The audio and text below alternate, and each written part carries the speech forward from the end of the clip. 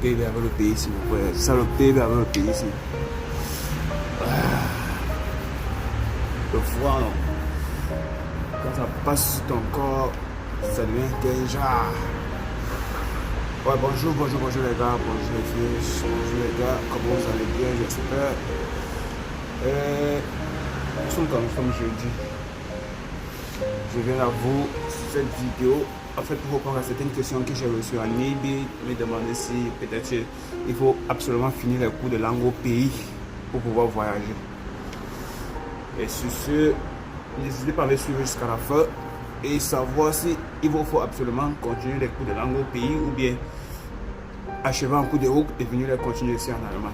N'hésitez pas à laisser un clic bleu et abonnez-vous pour une continuité de vidéos. En fait, cette vidéo s'adresse particulièrement aux étudiants, ceux qui veulent forcément, qui veulent évidemment étudier, c'est continuer les études ici en Allemagne. Vous savez, réellement, il n'y a pas un niveau de cours de langue à atteindre, il n'y a pas un niveau à atteindre pour pouvoir voyager. Exemple, ceux qui peut-être viennent ici à faire les visites familiales, ils n'ont pas besoin de faire les cours de langue. Tu viens juste visiter ta famille, tu demandes un visa et tu viens visiter ta famille. Mais, par contre, toi qui veux étudier, c'est un séjour à long terme. Donc, sur ce, on ne peut pas, tu ne peux évidemment pas te laisser venir justement comme ça là, dans un pays où tu ne connais pas, dire bonjour, bonsoir, immigrer pour étudier. Non, ça ne se fait pas. Du coup, le consulat a toujours plus judicieux à ceux qui veulent étudier de commencer à prendre des cours de langue, de commencer à s'informer, de commencer à se former sur l'apprentissage des cours de langue. Tel niveau il faut faire jusqu'à ce que tu obtiens la faculté, jusqu'à ce que tu te sens capable de pouvoir écrire et écouter certaines phrases en allemand pour pouvoir facilement t'intégrer. Parce qu'il faut aussi ça, l'intégration aussi en allemand. Beaucoup qui arrivent ici et puis ils commencent dès le A1, ça c'est pas facile de parler continuellement. C'est vrai que aux alentours tu viens les Allemands, mais c'est pas facile. Mais c'est bien beau quand tu commences à les apprendre dans ton pays. Dès ton pays, si tu veux continuer les études ici en Allemagne, quoi. Donc, toi particulièrement qui veux étudier l'islam, c'est plus préférable pour toi de commencer à faire ta formation des cours de langue du A1, A2, B1, minimum, B1, minimum. Pourquoi? Parce qu'à partir du B1, tu as la faculté de former, d'écrire, de comprendre certaines phrases que celui qui commence le A1 ne peut pas. Donc du coup, c'est facile pour toi d'arriver ici et de commencer à tergiverser avec certains allons. Si tu fais les achats ou bien tout, jusqu'à ce que tu obtiennes ton dernier niveau de cours de langue et tu entres à l'université. Bien que la langue à l'université, c'est encore un autre monde. C'est encore un autre monde qu'il faut découvrir. C'est pour ça qu'il y a différentes phases, différents niveaux sur les cours de langue. Parce qu'au fur et à mesure que tu avances sur les cours de langue, devient haut niveau, quoi. Donc pour toi, particulièrement pour toi qui veux étudier ici, c'est pour faire que tu commences à faire tes cours de langue jusqu'à B1. Vous savez, avant, c'était le consulat a divisé de telle façon qu'il y a ceux qui ont la mention, ceux qui n'ont pas de mention. C'est-à-dire ceux qui ont la mention, dans la tête, c'est-à-dire qu'ils sont génies. Et beaucoup les Allemands ont besoin des génies, des gens qui vont développer le pays, des gens qui ont une capacité de réflexion un peu hors du commun, quoi. Tu n'as pas besoin de faire tellement de cours de langue. C'est-à-dire que tu fais le premier niveau, tu peux demander un rendez-vous et puis tu passes. Parce qu'on comprend que non, tu viens ici là.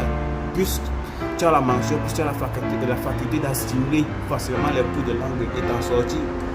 Alors quand tu vois ceux qui n'ont pas la mention, vous voyez, c'est un peu difficile. Et ils pensent que c'est un peu difficile d'apprendre les cours de langue. Du coup, c'est plus préférable.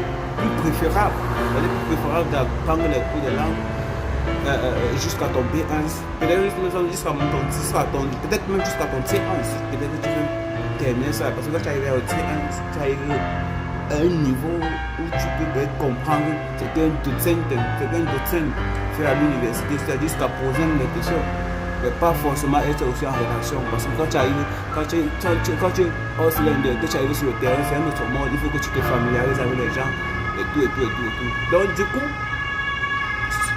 la réponse à savoir s'il y a un niveau de cours de langue, il y a un niveau à atteindre pour faire les cours de langue. C'est simple. C'est simple parce que c'est subdivisé. Pour ceux qui ont la mention, tu n'as pas besoin de faire tellement les cours de langue. Sauf si et seulement si tu as choisi de finir les cours de langue au pays et venir se commencer directement avec l'école. Ou tu peux faire juste ton premier niveau, tu demandes ton rendez-vous et puis tu passes si tu as la mention. Mais ceux qui n'ont pas la mention, c'est plus préférable parce que ceux qui n'ont pas la mention, les rendez-vous durent un peu plus. Et du coup, quand tu n'as pas la mention, c'est plus préférable pour toi de faire tes cours de langue. Ça peut être même le B1, avoir ton certificat. B1, si je peux continuer le B, tu vois, ça c'est plus préférable. Alors, tu viens ici, tu fais ton dernier niveau. Et ceux qui n'ont pas la mention, ceux qui ont la mention, tu vois, tu viens ici avec ton A1 et puis tu vas être en marine seulement. Et puis tu vois un peu. Donc c'est un peu facile, pour ceux qui ont la mention. Évidemment, pour ceux qui n'ont pas de mention, c'est aussi facile quoi. Ça dépend de toi, tu mets ta volonté de ce que tu veux, si vraiment.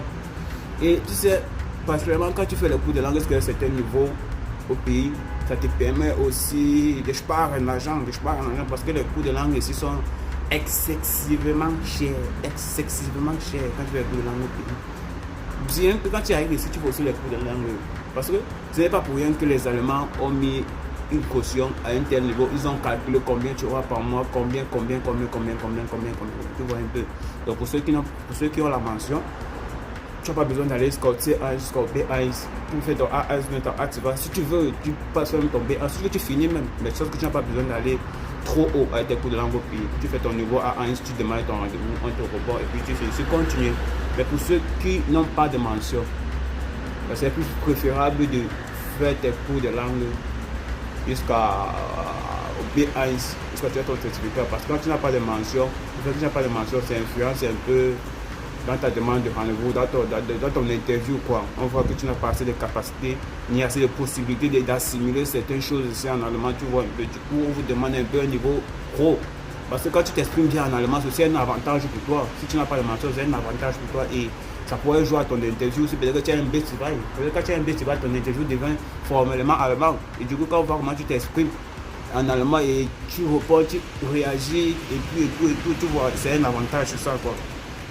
Donc c'est un peu ça. Vous voyez, c'est pour ça que les Allemands ont décidé de mettre une caution de telle façon que tu vas avoir telle somme par mois jusqu'à ce que un an finisse. Donc, jusqu'à ce que un an finisse, dès que les un an finissent, tu dois renouveler ta caution. Tu dois renouveler, soit peut-être ça va faire une prise en charge bien pour tout. C'est tout. Pour ceux qui m'ont posé des questions, n'hésitez pas à mettre en commentaire si j'ai répondu à vos questions et si vous avez d'autres questions ou bien d'autres idées ou bien d'autres questions, laissez-les en commentaire et laissez-moi un pouce. Pour tous ceux qui veulent savoir comment gérer leurs questions durant la première année, ça veut dire qu'est-ce qu'il te faut, qu'est-ce que tu dois faire, comment est-ce que tu peux économiser, parce que 10 000 euros, ce n'est pas donné à n'importe qui, c'est pratiquement 7 millions et c'est beaucoup d'argent. Il faut savoir le gérer, parce que beaucoup de gens qui arrivent ici là, du coup, ils entrent dans le luxe, quoi, et c'est pas le luxe, après là, fini, après on tente de faire les parties qu'il faut faire, tout. Si tu veux savoir comment gérer ta question la première année, n'hésite pas à liker la vidéo et mettre un pouce bleu pour être au courant des prochaines vidéos qui arrivent. Merci et bonne soirée.